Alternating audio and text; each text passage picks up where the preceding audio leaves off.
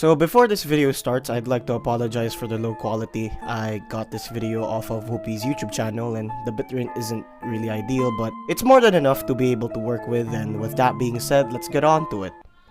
So today I'd like to go more in depth about the Woopiiee vs Hanzu 1v1 to call out the determining factors that led to Woopii's victory and what caused Hanzu to lose. And so that we can all learn something from this to improve and implement onto ourselves. So with that being out of the way, let's start the video.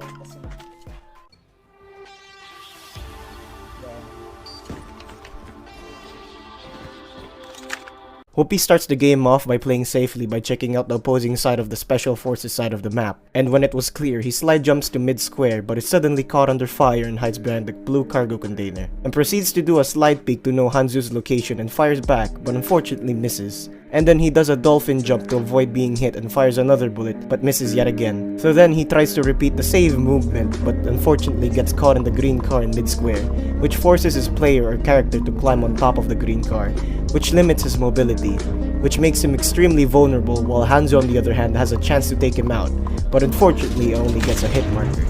And Woopiiee suddenly got off the green car and proceeds to aim down his sight to fire, and misses yet again due to Hanzu's insane movement, and Hanzu finishes him off.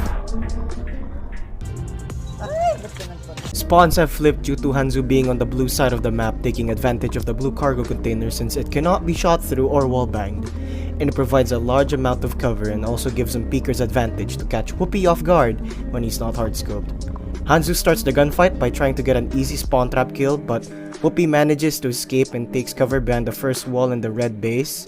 Woopiiee proceeds to come out of cover to try and get a quick scope, but Hanzu barely escapes it, knowing that Woopiiee is about to shoot once more. He prones under the sandbags or cement bags in mid to minimize his hitbox and to get rid of his visibility altogether, and proceeds to run towards the red side of the map, only for Woopiiee to do another quickscope, but Hanzu's top tier movement saved him by the skin of his teeth, slide jumping backwards, and as Woopiiee is about to aim down his sight again to fire, under the protection of whatever deity was present, Hanzu was saved yet again by jumping up, and the bullet barely missed his lower section, and as he was jumping, he returned fire and got another kill on Woopiiee. An easy kill for Woopiiee right there.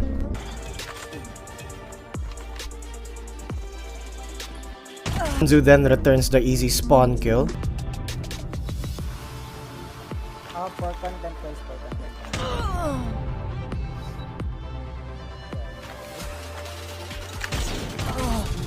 This is what is known as a spawn trap, and I personally hate it because I've also experienced this. So RIP Woopiiee. Woopiiee spawns in the red side of the base, and as he goes up the stairs to get a clear view of the map, he then locates Hanzu's exact location.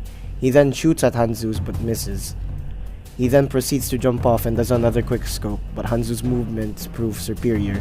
But as Woopiiee was about to land on the ground, he then slid to Hanzu's blind spot and does another quick scope but misses. He then does a more advanced movement tricks to avoid getting killed, but Hanzu slid onto him, giving Woopiiee a hard time aligning his crosshair properly. Woopiiee then repositions and does another attempt on quickscoping, but Hanzu jumps backwards and barely dodges it. Woopiiee repositions yet again, but as he was scoping in, the crosshair wasn't on Hanzu's operator skin, so he unscopes and scopes in again, repositioning the sniper's crosshair, getting a clean and skillful shot on Hanzu. Woopiiee goes up the flight of stairs on the blue side of Kill House to locate Hanzu's position yet again, and when he does, he immediately aims down his sight to do a quickscope but misses. He immediately does a dolphin jump to avoid getting hit, and after he dodges the bullet, he then predicts where Hanzu's gonna slide and proceeds to aim down his sight once more to do a flick to secure the kill, which he successfully does.